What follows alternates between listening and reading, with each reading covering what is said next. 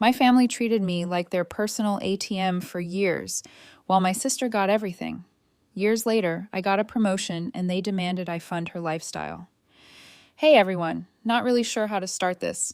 I've been lurking here for a while, reading posts from people with tough family dynamics. And honestly, a lot of it hits way too close to home. Sorry if it's too long. I didn't plan to make it this detailed, but once I started typing, it just kept flowing. I am Amanda, 23, female. I don't know how else to put this, but I feel like I wasn't really raised the way most people imagine when they talk about childhood. I was just kind of there, like physically in the house, part of the family and name, but not the priority. If I'm being completely honest, I always felt like the black sheep of the family. My sister was the golden child. She got all the attention, all the sympathy, all the understanding. Me, I was either invisible or the one getting blamed. It started really young. Like I remember being maybe 7 or 8 and my sister was having one of her meltdowns. She always had some kind of thing going on, whether it was trouble at school, panic attacks, mood swings. My mom would literally drop everything for her. I could be in the corner saying I had a stomach ache or I needed help with homework, and she'd snap at me to stop being dramatic or to handle it myself. I learned really quickly that if my sister had a problem, mine didn't exist. I remember one birthday, I think I was 10, where I asked if I could invite some friends over. My mom said no because my sister wasn't in the right emotional space to deal with company. Instead, we had a quiet dinner at home, and the whole thing ended up being about my sister because she didn't like the food and had another breakdown. So, my birthday dinner basically turned into a therapy session for her, and I was just sitting there pretending I was fine with it. And don't get me wrong, I love my sister. I don't blame her for needing help. She had real issues. But what kills me is how my parents treated her needs were the only needs that mattered. She got excuses for everything. She skipped school. She's sensitive. The school doesn't understand her. I forgot to take the trash out. Why are you so lazy? Why can't you be more responsible? Same house, same parents, but two completely different standards. It wasn't just about rules either. It was the way they spoke about us. My mom would tell family members how smart and special my sister was, how she had so much potential, how she just needed extra care. Me. If I came up in conversation, it was usually about how I was quiet or difficult sometimes, or how I needed to learn to help more. I never got praise. I was like the utility player in the background, the one keeping things running while she got to shine. The worst part is it seeps into your head. When you grow up always being second place, you start to believe you don't really deserve attention. I remember one time in high school, I actually got sick, like flu sick, fever, couldn't get out of bed. My mom still made me get up and go pick up groceries with her because my sister was too fragile to go outside. I dragged myself out of bed, dizzy, coughing, and carried bags while she fussed over my sister, sitting comfortably in the car. I wanted to scream, but what was the point? If I complained, I'd just get told I was selfish. Looking back, I don't even think they realized how bad it was. I think my parents thought they were just doing their best with the child who needed more attention. But the reality is, they completely neglected the other child in the process. And being stuck in that role from such a young age, the one who just had to deal with things alone, it sticks with you. So when I was around 16, everything shifted even more. My dad got this job abroad, and suddenly he was gone most of the time. That meant the whole balance of the house changed. If I thought I was the forgotten kid before, now I was more like, congrats, you're your mom's unpaid therapist and emotional support animal now. I still remember the first week after my dad left. My mom came into my room around midnight, sat on the edge of my bed, and just started crying. Like full-on crying about bills, about being lonely, about not knowing if my dad was going to be faithful while he was overseas. And I was just sitting there, a 16-year-old girl who had homework to finish and an exam the next day, patting her on the back like, "It's going to be okay, Mom." I didn't even know what to say.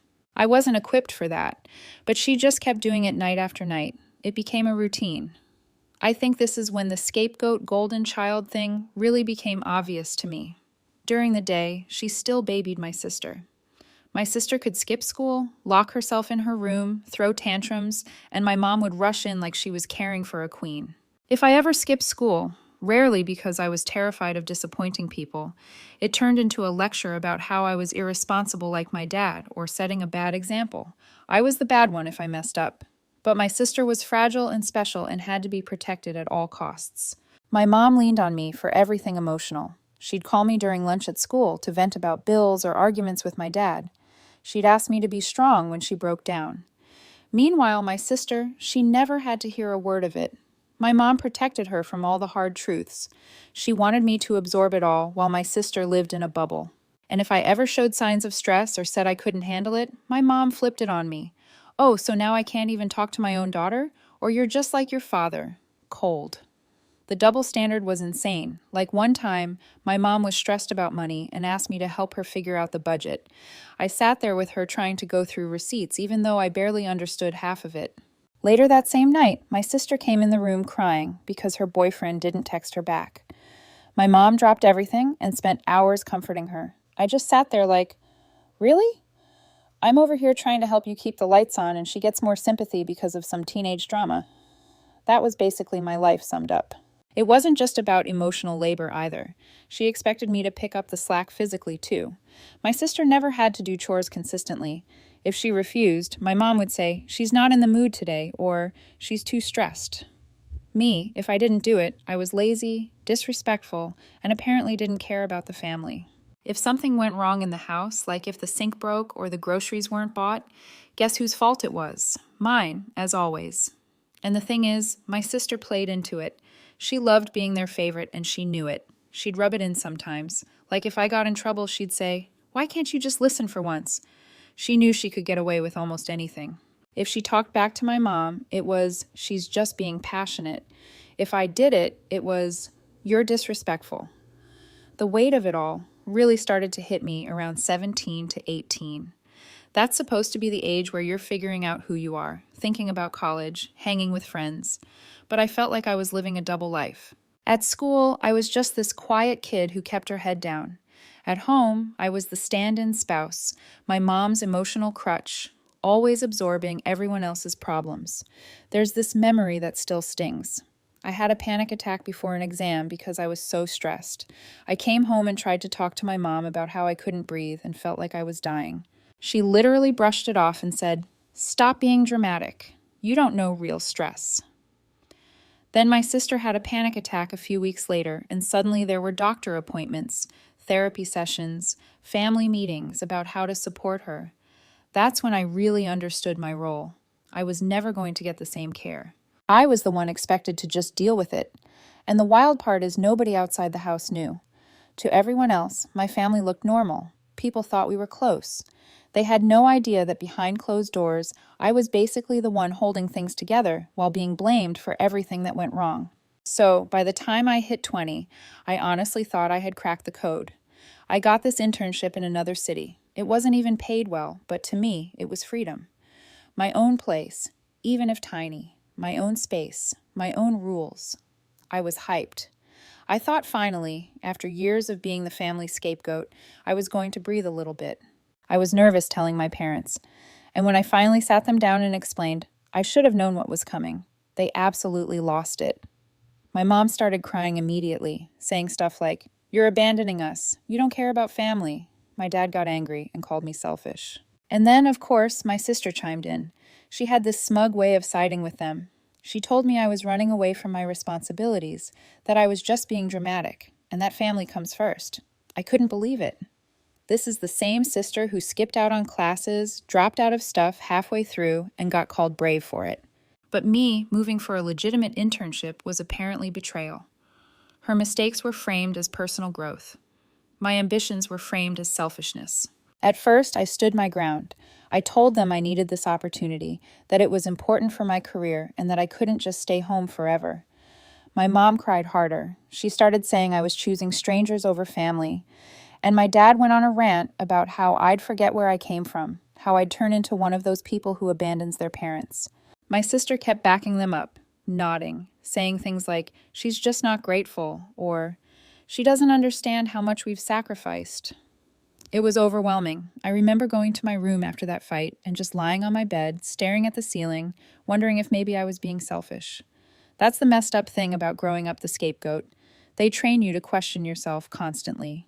Like maybe I am ungrateful. Maybe I do owe them everything. Meanwhile, my sister never had to justify a single decision she made. She was always right by default. Anyway, I went ahead and moved for the internship. For the first time ever, I had some freedom. I could wake up when I wanted, eat what I wanted, not have someone yelling at me about chores or guilt-tripping me about money. It was small, but it felt huge. I started actually feeling like a person. But of course, they couldn't leave me alone. The calls started almost immediately. My mom would call crying, saying she couldn't sleep without me there, that she felt abandoned.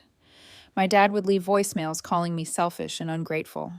My sister would text things like, "You don't realize how much you're hurting Mom," or "You've changed."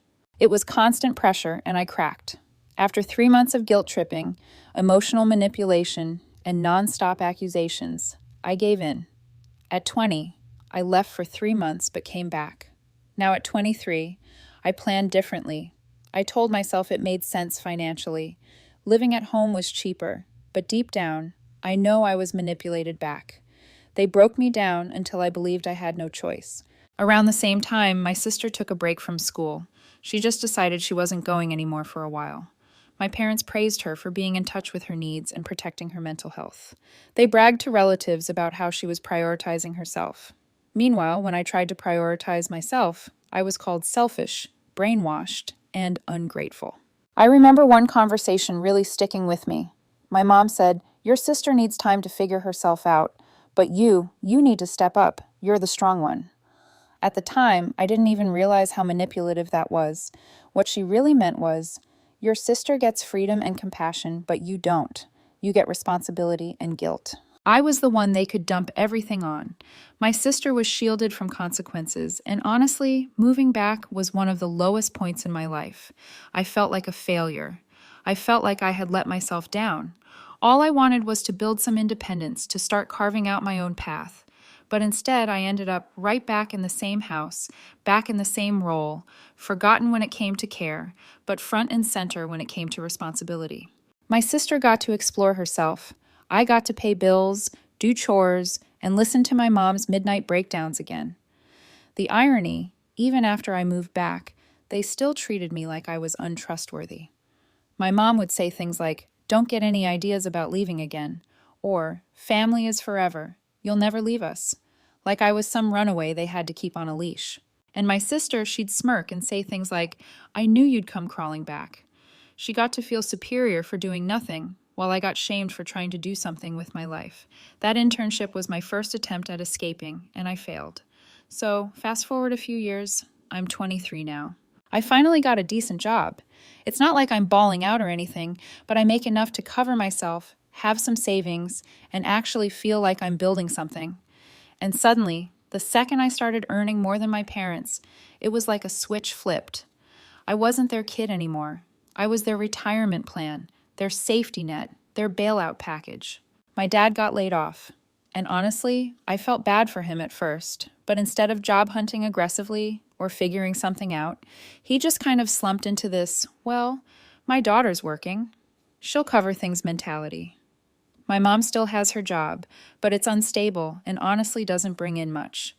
And then there's their debt. It's like a mountain they've been ignoring for years. And now that I'm making money, suddenly it's my responsibility to help them manage it. The way they talk about it pisses me off. It's not even, "Can you help us for a bit?" It's, "We're so lucky to have you. We know you'll take care of us." They say it like it's already decided. Like, I signed a contract at birth saying I'd fund their lives. My mom makes little comments like, "When you're older and making more, we won't have to worry." My dad jokes about how I'll make sure we're comfortable, except they're not jokes. They're dead serious. And it's not even about actual need half the time. Like, I wouldn't mind helping if they were really struggling and actually appreciated it, but they waste money constantly. My mom will complain about bills one minute, and then the next she's buying random crap we don't need. My dad will say he's broke, then spend on stuff to cheer himself up. And when I point it out, I'm the ungrateful daughter who doesn't understand how hard life is. But if my sister spends recklessly, they laugh it off like, "Oh, she's young. She deserves to enjoy herself." There's this one conversation that sums it up. My mom said, "We know your sister's not as strong as you. She needs more support, but you're reliable. You'll always be here for us." I wanted to scream, "Do you hear yourself? You're literally admitting the favoritism and still acting like it's justified." She gets freedom because she's fragile. I get chains because I'm strong. It's like being punished for being responsible. And the kicker is they've failed to plan for anything. They didn't save for retirement. They didn't manage their debt. They just lived like everything would magically sort itself out. And now instead of owning up to that, they're pinning it all on me, like it's my duty to fix decades of bad decisions just because I happen to be their daughter. I can't even imagine what they'd do if I wasn't around. Probably still lean on me somehow, even from a distance. That's how deep the scapegoat role goes. The irony is, I naturally prefer living alone.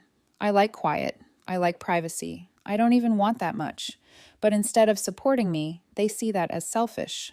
They'd rather me sacrifice my happiness so they can avoid facing reality. I've already decided I'm moving out. I'm not going to be their retirement plan. I'm not going to set that precedent because once I start, they'll never stop expecting it. And the longer it goes on, the harder it'll be to break away. By this point, I already knew deep down what I had to do. I had to move out. Not someday, not eventually, but now. I couldn't keep living in that house where I was treated like the scapegoat and ATM while my sister floated around doing whatever she wanted with zero expectations. Every day I stayed, I felt my energy draining away, like I was just existing for other people, not myself. The problem wasn't the decision itself. The problem was how to do it without them destroying me emotionally before I even got the chance to leave. Because if there's one thing I know about my parents, it's that they won't just let me go. I had a plan. I left. But they wore me down with endless guilt trips until I gave in, and I swore I wouldn't let that happen again. So I started thinking about my options. Option 1, direct confrontation. I could sit them down and tell them directly, I'm moving out. I found a place. I'll be gone in a month. Straightforward, no lies, no sneaking around. But the reality, that would mean weeks of screaming matches. My mom would cry nonstop. My dad would blow up. My sister would back them up with her holier-than-thou commentary. It would be torture. They wouldn't let me breathe until the day I left, and even then, they might actually try to physically stop me. Knowing my dad, I wouldn't even put it past him to literally block the door. Option 2, leave quietly. This one was tempting.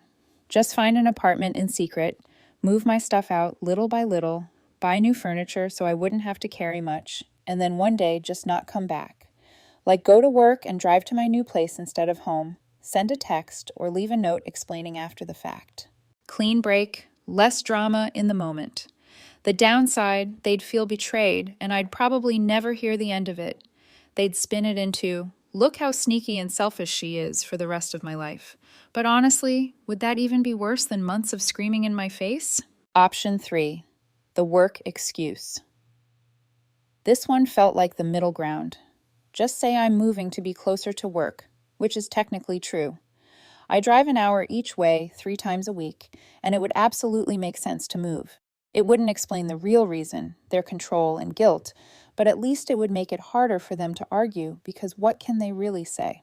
No, you're not allowed to move closer to your job. Even my sister couldn't spin that without sounding ridiculous. But the downside is it would mean hiding the truth, and I'm tired of lying just to protect their feelings. So I sat with these options for a while. I thought about it every single night, lying in bed, staring at the ceiling. I knew if I confronted them directly, I'd fold like I did at 20. It was weird because the more I thought about it, the more I realized the real question wasn't how to move out. It was, do I care more about their feelings or my future? And for the first time in my life, I chose me. Because every time I chose them, I lost a little more of myself. I became smaller, quieter, angrier, more resentful, and they never noticed because they didn't care. I was the scapegoat, the background character. They didn't care if I was happy as long as I was useful. I couldn't do it. So I made my decision. I was going to leave quietly. Option 2, rent a place in secret, move my stuff bit by bit, and then just not come back one day. Because the truth is, direct confrontation doesn't work with people like them. They don't want a conversation. They want control, and the only way to get out is to stop giving them the chance to manipulate you. It felt scary, but also freeing. For the first time, I felt like I had a plan that might actually work. I pictured myself in a small apartment sitting on the floor eating takeout, and it actually made me smile. That might sound dumb, but after years of living for everyone else, the idea of just existing for me felt like paradise. So here's how it actually went down. The leaving part. the part I had been imagining in my head for months. I had been quietly preparing for weeks. I found an apartment. Nothing fancy, just a small one-bedroom, kind of old, but it was mine. I bought some cheap furniture off Craigslist and from IKEA, things I could build myself. I started moving little stuff out slowly, like clothes I didn't wear often, books, small electronics. I'd put a few things in my backpack and pretend I was heading out to work or hanging out with a friend. Bit by bit, I was draining my room without them noticing. It felt sneaky, but honestly it was the only way. If I had announced it, they would have locked me down. I even practiced what I'd do on the actual day. I'd picture myself walking out of the house like normal with my work bag, but instead of coming back at night, I'd go straight to my new place. No scene, no argument, just gone. Every time I thought about it, my heart would race. I'd get this mix of excitement and guilt, like I was doing something bad, but also something necessary. Kind of like breaking out of prison. You know the guards are going to scream, but freedom is on the other side. The morning of leaving, I woke up early. My dad was already in the living room watching TV. My mom was in the kitchen. My sister was still asleep. It felt like any other day, which was surreal because I knew it wasn't. I showered, got dressed, packed my bag carefully. This time, I stuffed more than usual into it.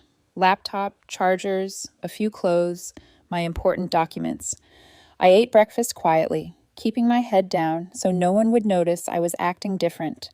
My heart was pounding the whole time. When I said I was heading to work, my mom just said, "Okay," without looking up. My dad grunted. My sister was still knocked out in bed. Nobody suspected anything. I walked out the door, got in my car, and drove off like I always do, except instead of heading toward the office, I went straight to my apartment. I had the keys in my pocket, and when I unlocked that door and stepped inside, it hit me. I was out. I sat down on the floor because I didn't even have a couch yet and just breathed. I didn't realize how much tension I carried in my body until that moment. For the first time in years, I wasn't waiting for someone to call my name, yell at me, dump their problems on me. It was silent. And instead of feeling lonely, it felt like peace. Of course, the peace didn't last long. Around 5 p.m., when I didn't come home, my phone started blowing up. First, it was my mom. "Where are you? Are you okay?" Then it escalated. "Why aren't you home? Don't do this." Then my dad started calling. I didn't answer. Then my sister texted, "Wow, you're really doing this. You're so selfish." Then a long paragraph about how I was hurting mom and dad and how I only cared about myself. Classic move, backing up the parents, making me the villain while she got to stay in her comfy little bubble. Eventually, I sent one message in the family group chat. It said, "I've moved into my own place. I need independence and privacy. I'm not abandoning you, but I can't keep living at home. Please respect my decision." That was it. Simple, clear, no excuses. The responses were exactly what I expected. My mom started spamming me with crying emojis and paragraphs about how she felt betrayed. My dad sent angry texts about how ungrateful I was, how I'd regret this, how family is supposed to stick together. My sister chimed in with her usual selfish nonsense. But here's the difference. This time, I didn't cave. I put my phone on silent, tossed it across the room, and sat on the floor eating cheap Chinese takeout out of a carton. And even though I could feel the guilt gnawing at me, there was this overwhelming sense of relief, like, yeah, they're going to be pissed. But I finally did it. I finally chose myself. The next few days were rough, not going to lie. They kept calling, kept texting. My dad even showed up at my job one afternoon trying to convince me to come back. I told him politely but firmly that I wasn't moving home. He called me cold and walked out. My mom sent me voice notes crying about how she couldn't sleep without me there. My sister kept saying I was destroying the family. It was a lot, but I stayed put. Every day that I didn't give in made me stronger. And the thing that really stood out, the double standard. When my sister moved in with her boyfriend a year later, my parents didn't call it betrayal. They didn't call her selfish. They told everyone she was starting her adult life and acted proud of her. But when I did the exact same thing, I was a traitor. She gets praised for independence. I get punished for it. But despite all of it, I don't regret leaving quietly. Direct confrontation would have destroyed me emotionally before I even made it out the door. Sneaking out gave me the chance to escape on my terms. And sitting there that first night, eating takeout in silence, No one demanding anything from me. It felt like the first real breath I'd taken in years. Leaving day wasn't perfect, and it wasn't clean, but it was mine, and for once that was enough. So here's the part that honestly still makes me shake my head when I think about it. After I left, the whole house dynamic cracked. Like for years, I'd been the one holding everything together, even though they never admitted it. I was the one they could dump their problems on, the one who absorbed all the emotional weight, the one who made the money. And when I finally left, it was like they didn't know what to do. They had built their whole system around me carrying everything. And when I stopped carrying it, it collapsed. But then reality started to hit them. Bills started piling up. Debt collectors started calling more often. My dad still hadn't found steady work. My mom's job was still shaky. And the funny thing, they just assumed my sister would step in if I wasn't around. They thought, well, she loves us. She's the good one. She'll help. Except she didn't. When they asked her for money, she straight up said no. Not even a soft no, a hard no. She told them she had her own life to worry about, her own plans. She had just moved in with her boyfriend, and she said she wasn't about to ruin her future for their mistakes. And that's when I realized something wild. She had learned from watching me. She saw what happened when I gave in, when I sacrificed myself over and over, and she decided she wasn't going to be me. Which honestly is kind of hilarious. My parents were shocked. They couldn't process it. This was the daughter they praised for everything, defended at all costs, called special and sensitive her whole life, and now here she was telling them no. They didn't know how to handle it. My mom cried about how she never expected this from her baby. My dad ranted about how young people have no respect anymore. And my sister, she just shrugged it off and went back to her life. For years, they leaned on me, assuming I'd never leave. And when I did, they assumed she would take my place. And when she didn't, they were left with nothing. No backup plan, no safety net, just the consequences of their own choices. The best part, relatives started noticing. At first, they believed my parents' version that I abandoned them. But then they started asking questions. Why are you depending so much on your kids? They're both in their early 20s. What happened to your savings? Why aren't you working? And the more questions they got, the less sympathy they got. Some even called them irresponsible to their faces. My mom hated that. My dad tried to brush it off, but you could tell it stung. For once, people weren't blaming me. They were blaming them. And honestly, that was the karma I'd been waiting for. Because for years, every problem in the house was somehow my fault. If my sister was upset, it was because I wasn't supportive enough. If my mom was stressed, it was because I didn't help enough. If my dad was angry, it was because I wasn't grateful enough. Everything fell on me. And now with me gone, they couldn't use me as the scapegoat anymore. They had to face the truth. The problems were theirs. It hit harder when my sister kept refusing to step in. They begged her multiple times, and every time she refused. She even told them point blank, "That's not my responsibility." Which is funny, because that's all I wanted to say for years, but never could. Hearing that come from her must have cut deep.